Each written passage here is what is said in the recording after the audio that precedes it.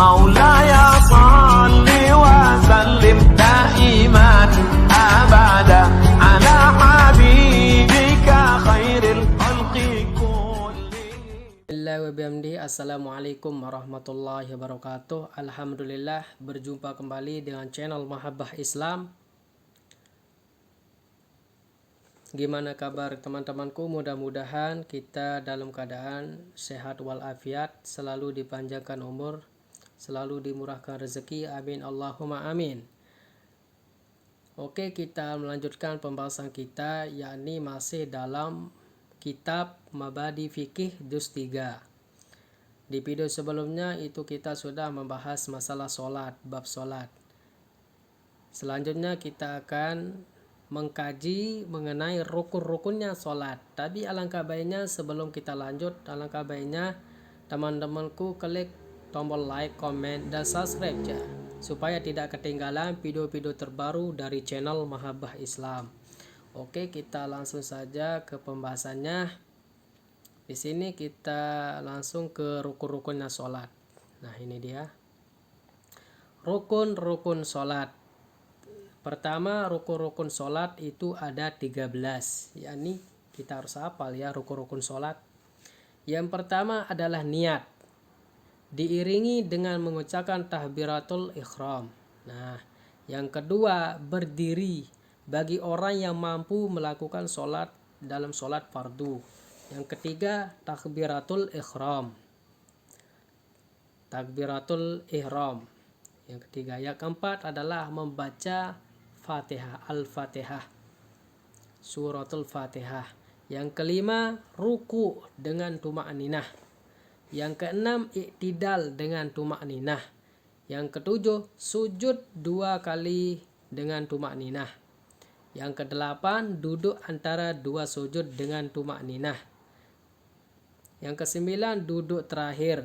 Yang ke-10, membaca tasyahud dalam duduk yang terakhir. Yang ke-11, membaca sholawat atas Nabi Muhammad SAW dalam duduk terakhir. Yang 12, menertibkan semua yang menjadi rukun-rukun sholat. Dan yang ke-13, mengucapkan salam yang pertama. Itu yang wajib. Mesti kita hafal ya. Mesti kita hafal.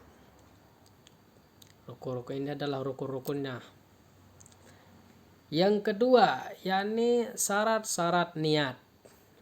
Nah, selanjutnya syarat-syarat niat. Yang pertama, jika sholat itu sholat fardu, maka wajib adanya qasad ta'yin. Qasad ta'yin.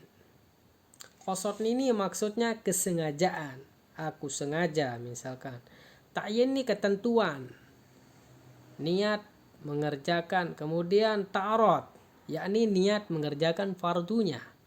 Nah, qasad, ta'arud, ta'yin, sengaja, ketentuan waktunya, dan mengerjakan fardunya. Contohnya misalnya, aku sengaja sholat fardu, aku sengaja sholat fardu zuhur.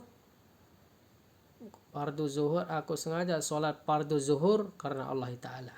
Itu yang wajib. Ada tiga. Qasad, ta'arud, ta'yin. Nah, pasti kita hafal ini. Yang kedua, jika sholat itu sholat sunnah dan ditentukan waktunya atau ada sebabnya, maka wajib adanya qasad dan ta'yin. Nah, yang ketiga, jika sholat itu sholat sunnah mutlak, maka wajib adanya qasad saja. Selanjutnya kita lanjut ke syarat-syarat membaca suratul Fatihah. Yang pertama, tertib secara berurutan. Ini syaratnya. Yang kedua, mualat. Mualat ini maksudnya harus berurutan, tidak boleh mualaf. Yang ketiga, menjaga tasydidna. Yang keempat, tidak boleh salah mengucapkan bunyi huruf yang nantinya dapat merubah arti. Ini ya tidak boleh juga. Harus ngerti makhrijul huruf. Yang kelima, setidak-tidaknya bacaan itu dapat didengar oleh pembaca itu sendiri, oleh telinga kita sendiri. Itu minimal membaca suratul Fatihah. Yang keenam, jangan sampai bacaan Fatihah itu di tengah-tengah diselingi zikir lainnya. Nah, ini tidak boleh juga. Harus benar-benar membaca Fatihah itu sampai tuntas. Tidak boleh ada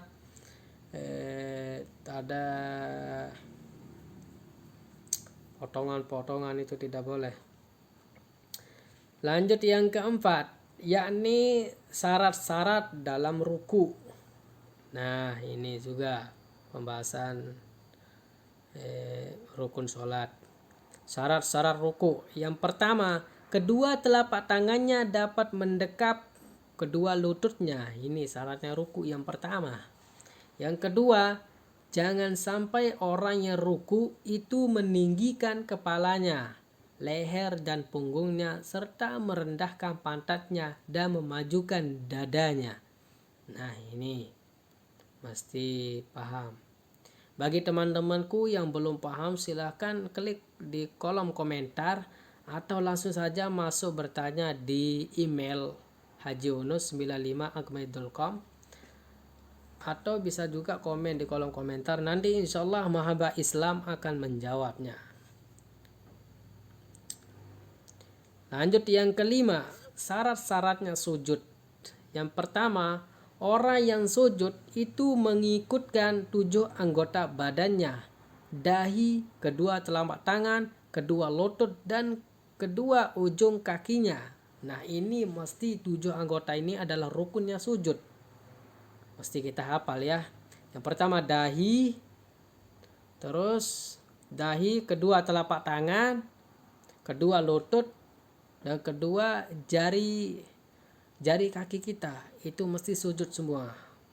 Tidak boleh ada yang tidak ikut, nanti tidak sah. Yang kedua, dahinya supaya terbuka, tidak terhalang oleh sesuatu, misalnya rambut, kofiah, dan lain-lain. Nah, dahi ini mesti terbuka, tidak boleh tertutup oleh kain, oleh apa saja, oleh topi atau segala macam. Itu tidak boleh.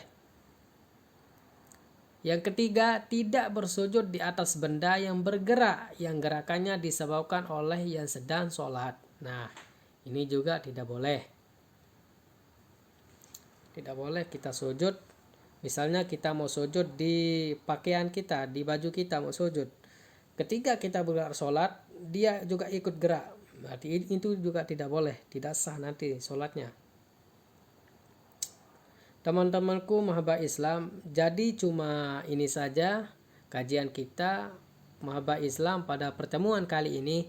Mudah-mudahan bisa kita amalkan dalam kehidupan sehari-hari. Amin, Allahumma amin.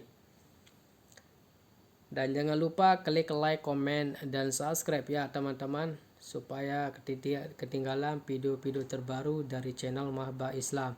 Oke, kita tutup kajian ini dengan sama-sama membaca basmalah, dengan sama-sama membaca hamdalah. Alhamdulillahirabbil alamin. Wallahul muwaffiq wal hadi ila sabilir rasyad. Assalamualaikum warahmatullahi wabarakatuh.